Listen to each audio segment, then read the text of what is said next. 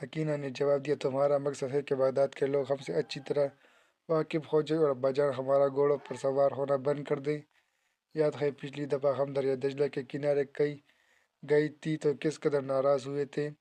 صفیہ نے کہا، نقاب میں ہمیں کون پہچانے گا، لیکن ہمارے گھوڑے تو پہچانے جائیں گے۔ یہ سن کر صفیہ سوچ میں پڑ گئی اور اس نے اس موضوع پر زیادہ بحث کرنا مناسب نہ سمجھا۔ شام ہونے تک سکینہ نے اس سے چند بار پوچھا، صفیہ تم مغموم ہو، آخر بتاؤ تو صحیح تمہیں کس بات کی پریشانی ہے؟ اس نے ہر بار یہی جواب دیا، سکینہ آج میرا جسم ٹوٹ رہا ہے، گھوڑے پر ایک لمبی دوڑ لگانے کے بعد میری طبیعت ٹھیک ہو جائے گی۔ صفیہ کے اصرار پر سکینہ معمول سے کچھ دیر پہلے سیر کو جانے کے لیے تیار ہو گئی۔ جب وہ گھوڑوں پر سوار ہو کر محل سے باہر نکلی تو صفیہ نے اپنے گھوڑے کی باگ کھینچی اور چند بار ایڑی لگانے کے بعد اسے شوق کرتے ہوئے کہا کہ آؤ سکینہ، دریا کے کنارے ایک دوڑ لگائے، ہم جلد واپس آ جائیں گے۔ اس کنارے پر شہر کے لوگ کی آمد و رفت ایسے ہی کم ہے، اگر بالفرض کوئی ہمارے گھوڑوں سے ہمیں پہچان بھی لے تو اسے شکایت لے کر آنے کی ضرورت نہیں ہوگی، اور پھر اس میں برائی ہی کیا ہے؟ بالآخر ہماری وہ مائیں اور بہنیں بھی تو تھیں جو مردوں کے دوش بدوش میدان جنگ میں جایا کرتی تھیں۔ سکینہ نے کہا، لیکن دریا کے کنارے کون سا میدان جنگ ہے؟ صفیہ لاجواب کی ہو کر کہا، میں سمجھی تم ڈرتی ہو، لیکن میں تمہیں یقین دلاتی ہوں کہ میرا خنجر تمہاری حفاظت کرے گا۔ سکینہ نے کہا، میں کسی سے کیوں ڈرنے لگی، کیا میرے پاس خنجر نہیں؟ چلو۔ سکینہ کا ارادہ بدل جانے کے خوف سے صفیہ نے جلدی سے گھوڑا دریا کی طرف موڑ لیا اور آن کی آن میں یہ دونوں شہر کی آبادی سے نکل گئی۔ تھوڑی دیر آگے جا کر سکینہ نے شور مچانا شروع کیا، صفیہ ٹھہرو، آگے جانا خطرناک ہے۔ صفیہ، کیا تم حسن بن صبا کی جنت میں پہنچنے کا ارادہ کر چکی ہو؟ صفیہ کی تدبیر کامیاب ہو چکی تھی، وہ نہیں چاہتی تھی کہ سکینہ تھوڑی دور تک اس کا ساتھ دے۔ اس نے گھوڑا روکے بغیر مڑ کر سکینہ کی طرف دیکھا اور یہ ظاہر کرتے ہوئے کہ وہ گھوڑے کی باگ کھینچ کر اسے روکنے کی کوشش کر رہی ہے، بلند آواز میں کہا، سکینہ، یہ گھوڑا آج ذرا سرکش دکھا رہا ہے، میں اس کا مزاج درست کرنا چاہتی ہوں، تم اگر آگے جانے سے ڈرتی ہو تو ٹھہرو، میں ابھی آتی ہوں۔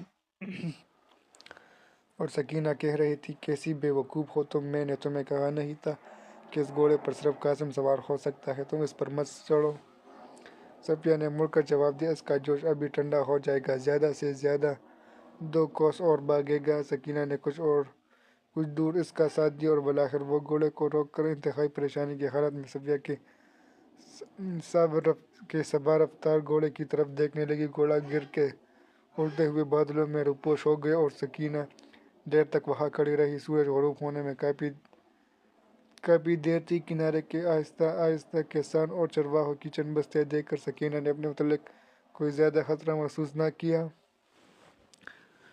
چند بار سکینہ کو غصہ آیا اور اس نے چاہا کہ وہ واپس جائے، لیکن جب اسے یہ خیال آتا کہ گھر جا کر کیا بتائے گی تو اس کا ارادہ بدل جاتا۔ اچانک اسے خیال آیا کہ اس کا ایک جگہ کھڑا رہنا درست نہیں۔ اس نے معمول رفتار سے گھوڑا چھوڑ دیا، کوئی آدھا میل نیچے جا کر اسے موڑ لیا اور پھر کوئی 1 میل آہستہ آہستہ شہر کی طرف چل کر رک گئی۔ مغرب کی طرف شب کی سرخ چھا رہی تھی، درختوں کے سائے تیزی سے بڑھ رہے تھے، پرندے کھیتوں سے آشیانوں کی طرف پرواز کر رہے تھے۔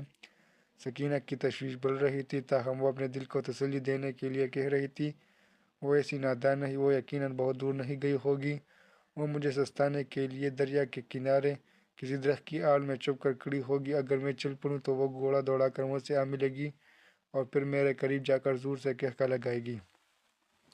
سکینہ کے دل میں دوسرا خیال آیا، لیکن خدا نہ خواستہ اگر اسے کوئی حادثہ پیش آ گیا ہو تو پھر بھی مجھے چلنا چاہیے، میں ابا جان سے کہہ دوں گی کہ اس کا گھوڑا سرکش ہو کر اس طرف نکل آیا تھا۔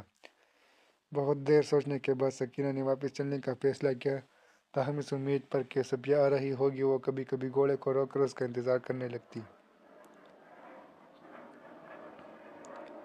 صفیہ۔ رات کے وقت وزیراعظم کے دسترخوان پر بغداد کے چند منظور امراء موجود تھے۔ قاسم کی عدم موجودگی میں وزیراعظم نے طاہر سے معذرت کرتے ہوئے کہا، قاسم اپنے کسی دوست کے ہاں گیا ہوا ہے، وہ اپنے طرز عمل پر بہت نادم ہے، مجھے توقع ہے کہ کل یا پرسوں وہ خود تمہارے پاس آئے گا، اور میں امید کرتا ہوں کہ تم دونوں ایک دوسرے کے لیے بہترین دوست ثابت ہوں گے۔ طاہر نے کہا، وہ مجھے اپنی دوستی کے قابل پائے گا۔ کھانے کے دوران باقی مہمانوں سے ادھر ادھر کی باتیں کرنے کے بعد وزیراعظم نے طاہر سے سوال کیا، کیا تمہیں سپہ سالار نے فوج میں کسی اعلیٰ عہدے کی پیشکش نہیں کی؟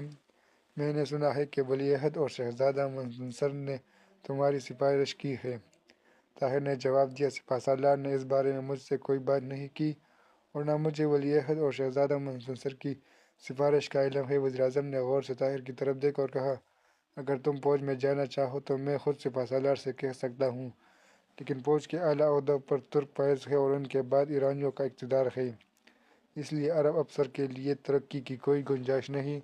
طاہر نے کہا، مجھے کسی عہدے کا لالچ نہیں، میں صرف مسلمانوں کی خدمت کے لیے کسی موقع کا متلاشی ہوں۔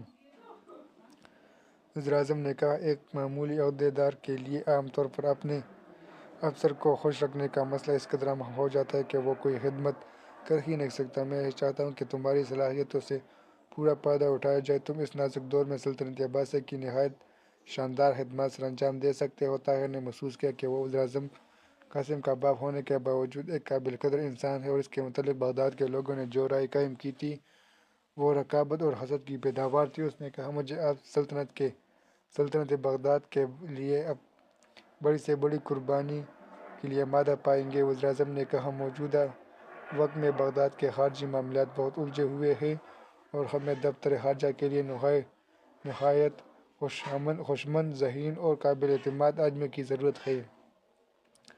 طاہر کو اچانک اپنی منزل کا زینہ دکھائی دیا۔ اس نے کہا، اپنی ذہانت اور ہوشمندی کے متعلق مجھے کوئی دعویٰ نہیں، لیکن آپ مجھے قابل اعتماد ضرور پائیں گے۔ وزیراعظم نے کہا، میں کل وزیر خارجہ سے بات کروں گا۔ ممکن ہے کہ چند دن تک ایک نہایت اہم مہم تمہارے سپرد کی جائے، شاید قاسم بھی تمہارا رفیق کار ہو۔ تم خوارزم کے سفیر سے رابطہ پیدا کرنے کی کوشش کرو، اگر ہو سکے تو اسے یقین دلاؤ کہ تم ان لوگوں میں سے ہو جو خوارزم پر تاتاریوں کا حملہ برداشت نہیں کریں گے۔ طاہر نے کہا کہ اسے یقین دلانے کی بھی ضرورت ہوگی، عالم اسلام کا ایک ذلیل ترین فرد بھی خوارزم پر تاتاریوں کا حملہ برداشت نہیں کرے گا۔